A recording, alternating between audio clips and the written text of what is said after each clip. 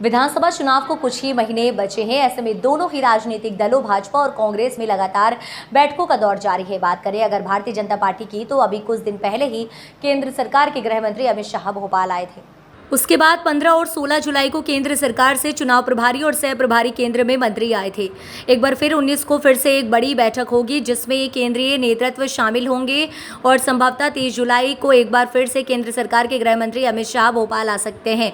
इस मामले में बीजेपी के प्रदेश महामंत्री भगवान दास सावधानी का कहना है कि हमारी पार्टी में लगातार बैठक होती रहती है, जनता के कल्याण के लिए चर्चाएं होती रहती हैं।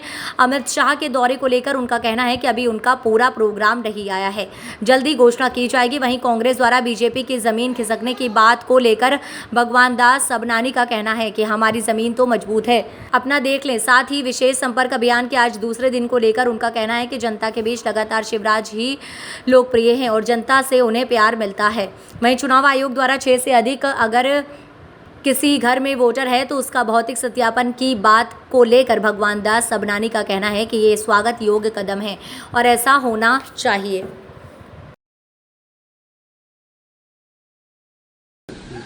देखिए, भारतीय जनता पार्टी जीवंत संगठन है, जनता के विषयों को लेकर के काम करता है। चुनाव का समय पार्टी का कार्यकर्ता सक्रिय रूप से काम करता है।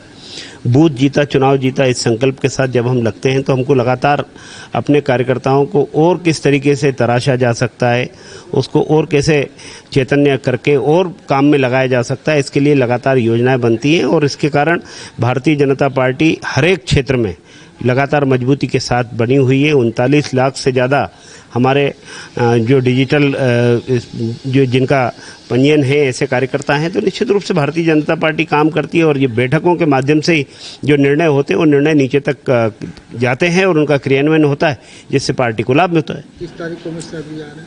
अभी उनके कार्यक्रम की सूचना समाचार पत्रों के माध्यम से पड़ी। निश्चित रूप से उनका कार्यक्रम होगा तो सब जानकारी आई जाएगी, सबको बताई जाएगी। जो प्रभारी तमाम सारे राजपत्रित अधिकारियों को निर्देशित किया है कि जहां जिस घर में 6 से अधिक मतदाता होंगे वहां पर स्थल और भौतिक सत्यापन कराया जाएगा। बहुत अच्छा निर्णय, हम स्वागत करते हैं उसका। अभी जब निर्वाचन आयोग ने बैठक बुलाई थी सभी राष्ट्रीय राजनीतिक पार्टियों की, उसमें मेरा भी जाना हुआ था। वहाँ पर भी हमने ये बात कही कि एक तो मतदाता सूची का पुनरीक्षण द्वार द्वार पर जाकर के हो। जो हमारे वहाँ BLO हैं वो राजनीतिक पार्टियों के BLA को साथ में लेकर के जाएं, उनका कार्यक्रम घोषित होना चाहिए, जनता को पता होना चाहिए।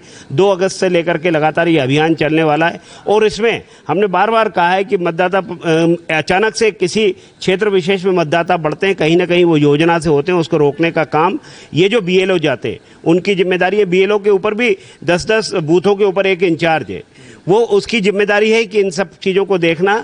निश्चित रूप से हमने निर्वाचन आयोग में ये बात कही है और उस पर चिंता हो रही है। और मैं मानता हूं कि आज की राजनीतिक व्यवस्था में ये चुनाव निष्पक्ष हों, इसके लिए मतदाता सूची में ठीक से नाम आएंगे। अब मतदाता को अपने मताधिकार का प्रयोग मिले तो निश्चित रूप से प्रयोग करने का अवसर मिलेगा, तो बेहतर तरीके से प्रयोग करेगा और अच्छी सरकार चुनेगा। विशेष संपर्क अभियान का आज दूसरा दिन